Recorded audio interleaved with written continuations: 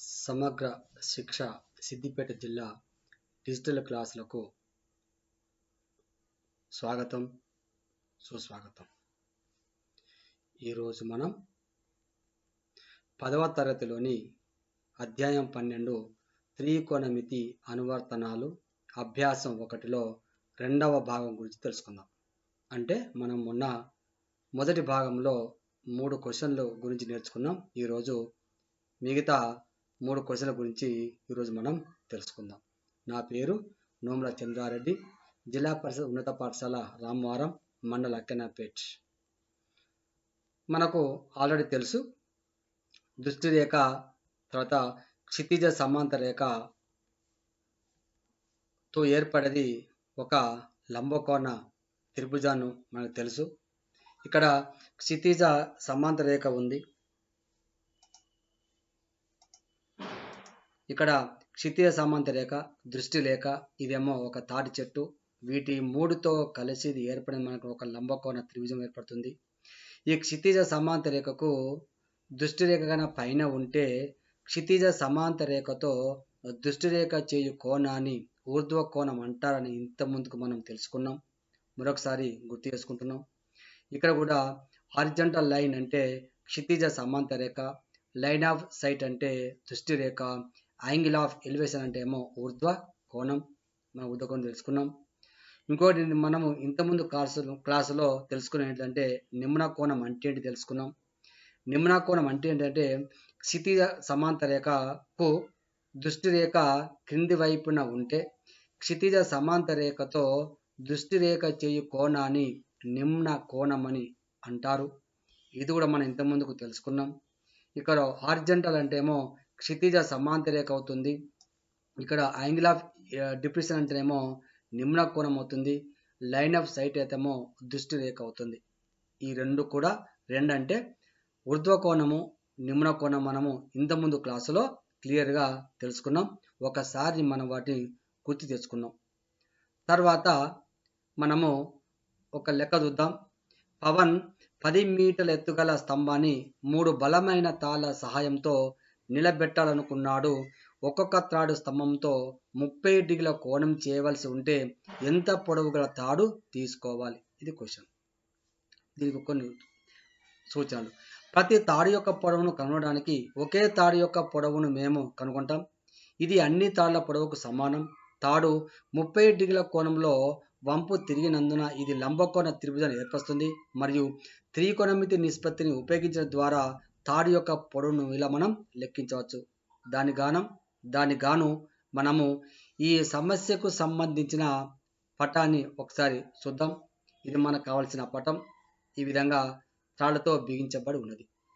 మరి ఇందులో కోణం ఎక్కడ? బి వద్ద 30 డిగ్రీల కోణం చేస్తుంది. తర్వాత మనం చూసినట్లయితే సాధారణ త్రిభుజం ఏబిసిలో చూడండి, ఇక్కడ ఏ బి, ఇక్కడ సి. ఏబిసిలో cos 30 ఈజ్ ఈక్వల్ అంటే ఇక్కడ తీసుకుంటాం మనం. ఈ ప్రాంతంలో cos 30 ఈజ్ ఈక్వల్ టు మనకి ఇది ఏబి ఈజ్ ఈక్వల్ టు తెలుసు. మనకు 10 మీటర్ల పొడవు ఇచ్చిండు ప్రాబ్లం లెక్కల్లో. కాబట్టి కోణం తెలుసు మనకు. ఇప్పుడు ఏం చేస్తామంటే cos 30 ఈజ్ ఈక్వల్ టు అంటే ఏంటంటే ఆసన్న భుజం బై కర్ణం అంటాం. ఆసన్న భుజం ఇక్కడ ఏబి అవుతుంది, కర్ణం ఏమో బీసీ అవుతుంది. మనకు ఏబి ఈజ్ ఈక్వల్ టు 10 ఇచ్చింది కాబట్టి 10 బై బీసీ వేసినాం. అంటే cos 30 degree is equal to √3/2 is equal to 10 by BC. మరి BC is equal to 10 into 2/√3 అంటే 20/√3. √3 నేను ఇక్కడ గుణించిన, ఇక్కడ భాగిస్తే 20√3/√3 √3 3 అవుతుంది. మనము ఈ 3ను కనుక √3 యొక్క విలువ రాసుకుంటే 20 ఇంటూ 1.732/3 అవుతుంది. దాని కనుక మనం సూక్ష్మీకరిస్తే 11.543 మీటర్లు. అంటే ఒక్కొక్క తాడు యొక్క పొడవు 11.54 మీటర్ల పొడవు ఉండాలి. ఇంకొక లెక్క చూద్దాం. ఇక్కడ ఇంకొక లెక్క ఇచ్చిందంటే మనకు 9 మీటర్ల ఎత్తుగల ఒక విద్యుత్ స్తంభం ఒక ఎలక్ట్రీషియన్ మరమ్మతు పని చేయవలసి ఉంది. మరమ్మతు చేయడానికి ఆ స్తంభం పై నుండి 1.80 మీటర్ల తక్కువ ఎత్తుకు చేరాలి. ఒక నిచ్చెనను భూమిపై 60 డిగ్రీల కోణంతో పెట్టవలసి వస్తే ఎంత పొడవు గల నిచ్చెన తీసుకోవాలి, నిచ్చెన అడుగు భాగం నుండి స్తంభం అడుగు భాగం దూరం ఎంత? ఇక 2 లెక్కలు అడిగిండు. ఒకటి నిచ్చెన పొడవు అడిగిండు, ఇంకోటి నిచ్చెన అడుగు భాగం నుండి స్తంభం అడుగు భాగం దూరము ఎంత అంట. కాబట్టి ఈ ప్రాబ్లమ్స్ అయితే మనం ఇక్కడ పటాన్ని గీసినాం, ఇక్కడ మనం పటం గీయడం జరిగింది. ఇప్పుడు కోణం ఎంత ఇచ్చింది మనకి? ఇక్కడ 60 డిగ్రీల కోణం ఇచ్చింది కాబట్టి ఇక్కడ 60 డిగ్రీల కోణం తీసుకున్నాం. తర్వాత లెక్కసినట్లయితే స్తంభం ఎత్తు బీడి అంటే ఇక్కడ నుంచి మనకు ఇదంతా కూడా మనకు బీడి ఎన్ని మీటర్ ఇచ్చి మనకి ఇక్కడ ఫస్ట్ మొదటి లెక్కలు ఇచ్చిండు 9 మీటర్లు ఇచ్చిండు. కావాల్సి ఎత్తేటిది బీసీ. బీసీ ఈజ్ కూడా ఎంత? మనం 9 ఇట్లకి వెళ్ళి 1.8 మీటర్లు ఎందుకు తీసేయాలి? తక్కువ అన్నాడు కాబట్టి 1.8 మీటర్ తక్కువ ఎత్తుకు చేరాలి, తగ్గించాలి. అంటే 9 నుంచి 1.8 తీసేస్తే ఎంత? 7.2. అంటే బీసీ ఈజ్ కూడా ఇప్పుడు ఎంత అవుతుంది? 7.2 మీటర్లు అవుతుంది. మరి నిచ్చెన పొడవు ఏంటిది ఇక్కడ? ఏసీ. ఇప్పుడు నిచ్చెన పొడవు మనం కనుక్కోవాలంటే ఇప్పుడు త్రిభుజం తీసుకుందాం. నిచ్చెన అడుగు భాగం నుండి స్తంభం అడుగు భాగం దూరం ఎంత? ఏబి. ఇదంతా కూడా ఏ అడుగు భాగం అవుతుంది. త్రిభుజం ఏబిసిలో యాంగిల్ బీజ్ కూడా ఏమో ఇక్కడ మనకు 90 డిగ్రీలు అవుతుంది. యాంగిల్ ఏ ఈజ్ కూడా ఏమో 60 అవుతుంది. ఇక్కడ సైన్ ఏ తీసుకున్నాం. సైన్ ఏ ఈజ్ కూడా ఏంటిది? మనం ఇంతకుముందు తరగతిలో నేర్చుకున్నాం. త్రికోణమితి యొక్క నిష్పత్తుల గురించి క్లియర్గా తెలుసుకున్నాం కాబట్టి sine A is equal to ఎదుటి భుజం బై కర్ణము. ఎదురు భుజం అవుతుంది ఇక్కడ బీసీ అవుతుంది, కర్ణం ఏమవుతుంది ఇక్కడ? ఏసీ అవుతుంది. మరి బీసీకి మనకు ఈ లెక్కలో ఇచ్చిండు ఎంత? 7.2 ఇచ్చాడు. నిచ్చెన ఎంత? ఏసీ కాబట్టి ఏసీ. సైన్ ఏ అంటే ఏ ఈజ్ కూడా ఎంత ఇక్కడ? 60. 60 అంటే ఎంత? √3/2 అంటే √3/2 ఈజ్ ఈక్వల్ టు మనకి ఇక్కడ ఇచ్చింది ఎంత ఉందంటే 7.2/AC. ఇది మనకు లెక్కల్లో ఉన్నది. తర్వాత మరి అదే లెక్క మనం కంటిన్యూ చేయాలి కాబట్టి 3/2 √3/2 ఈజ్ ఈక్వల్ టు ఇక్కడ మనకు 7.2/AC. Now AC is equal to 7.2 into 2/√3. దీని గురించి మనకి ఎంత? 14.4 వచ్చింది. అంటే √3 గురించి భాగిస్తే ఎంత వచ్చింది? 4.8 √3. ఇక్కడ మనం గురించి భాగించినాం కాబట్టి ఇంత వచ్చింది. అంటే నిచ్చెన పొడవు ఎంత? ఏసీ ఈజ్ కూడా ఎంత అంటే 4.8 √3 మీటర్లు.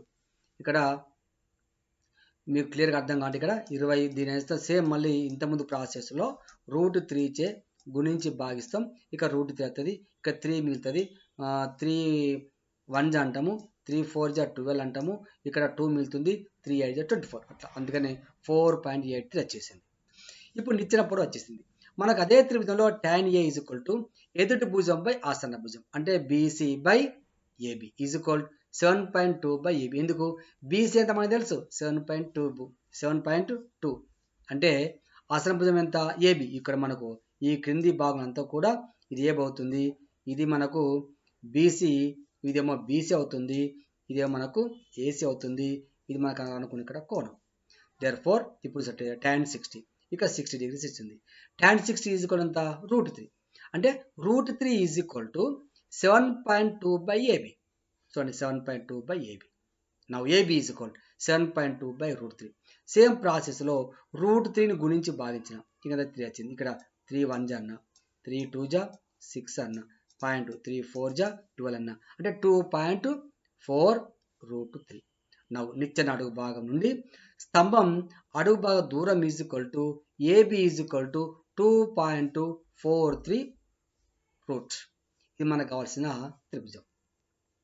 ఇప్పుడు విద్యార్థులు మీకు ఒక హోంవర్క్ ఇస్తున్నా, ఒకసారి చూడండి. ఇక్కడ హోంవర్క్ ఏంటిదంటే విజయ్ భూమి నుండి 10 మీటర్ల ఎత్తుగల ఒక భవనము పైనుండి భూమిపైన ఒక లక్ష్యాన్ని 60 డిగ్రీల నిమ్న కోణంలో బాణంతో